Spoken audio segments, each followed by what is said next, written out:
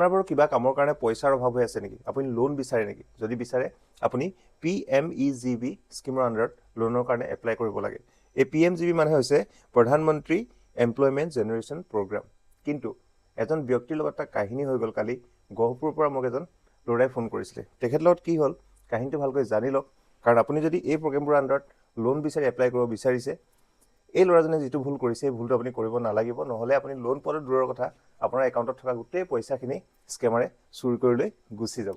এই ল'ৰাজনে Facebook scroll কৰি থাকোঁতে এটা এড দেখিলে, তাত এজন হিন্দীভাষী মানুহে মানে এটা কথা কৈ আছিল যে আপুনি যদি লোন বিচাৰে PMEGB স্কিমৰ আণ্ডাৰত যদি কিবা লোন বিচাৰে, মুদ্ৰা লোন বা কিবা, তেনেহ'লে আমাৰ তলত দিয়া লিংকটোত ক্লিক কৰক, আমি আপোনাক অতি কম সময়ৰ ভিতৰত লোনটো দিয়াই দিম। তেওঁ সেইটো ক্লিক কৰিলে, তাৰপিছত এটা ৱেবছাইটত গুচি গ'ল। ৱেবছাইটত তেওঁৰ ডকুমেণ্টছখিনি দিব ক'লে, আধাৰ কাৰ্ড, পেন কাৰ্ড, যিমানখিনি ডকুমেণ্টছ আছে গোটেইখিনি দিলে। দিয়াৰ পাছত তেওঁলৈ ফোন আহিল আৰু হোৱাটছএপত এই মেছেজটো আহিল। চাওক, মেছেজটো মই দি দিছোঁ। এই মেছেজটোত তেওঁ কি লাগিব, পাছপৰ্ট চাইজ ফটোৰ পৰা আৰম্ভ কৰি চেল্ফি ফটো কি লাগিব গোটেইখিনি দিলে। তাৰপিছতে তেওঁলৈ ফোন আহিল আৰু ফোন আহি তেওঁক ক'লে যে তেওঁ লোনটোৰ কাৰণে এলিজিবল হয়, তেওঁ লোনটো দিয়া হ'ব, তেওঁ 3 লাখ টকাৰ লোন পাব। এই চাওক, লোনৰ ডিটেইলছখিনি ইয়াত দি দিছে। 3 লাখ টকা লোন পাব, ছাবচিডি থাকিব 1 লাখ টকা, মানে 2 লাখ টকা ঘূৰাই দিব লাগিব, গতিকে কোনো প্ৰব্লেম নাই। কিন্তু তলত চাওক লিখা আছে 2000 টকাৰ এটা মানে এগ্ৰিমেণ্ট এমাউণ্ট দিব লাগিব, মানে ৰেজিষ্ট্ৰেশ্যন এমাউণ্ট, যিটো ৰিফাণ্ডেবল হ'ব। সেই 2000 টকাটো তেওঁ পে'মেণ্ট কৰিবৰ কাৰণে তেওঁ এটা QR পঠালে হোৱাটছএপত।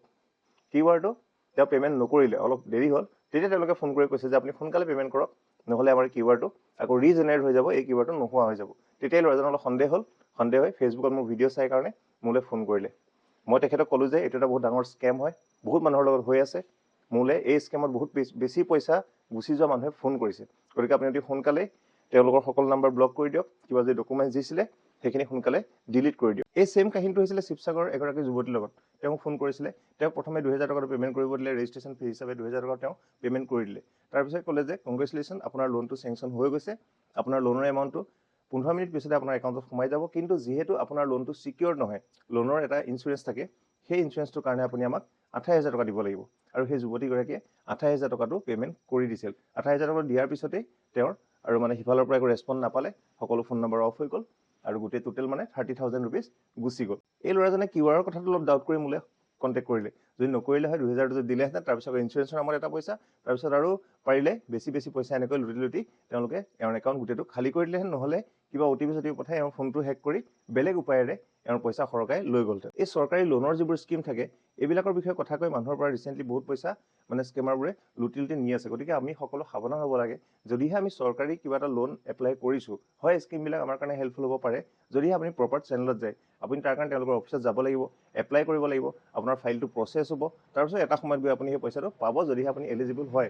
কিন্তু এটা কথা মনত ৰাখিব, কেতিয়াও আপোনাক এনেকুৱা লোনৰ কাৰণে চৰকাৰৰ ফালৰ পৰা কেতিয়াও ফোন নাহে, কোনো অফিচৰ পৰা আপোনালৈ ফোন নাহে, আপুনি নিজে গৈ লাগি থাকিব লাগিব।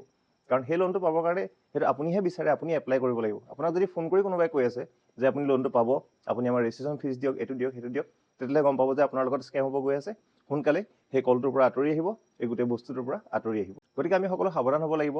ফেচবুকতে হওক বা ইউটিউবতে হওক বা এনেকুৱা প্লেটফৰ্মত যদি আপুনি এনেকুৱা কিবা এড দেখে, চৰকাৰে তেনেকুৱা এড নকৰে, আৰু সেই এডবিলাকত কেতিয়াও তাত মানে যিটো লিংক দিয়া থাকে সেইটো কেতিয়াও ক্লিক কৰিব নালাগে।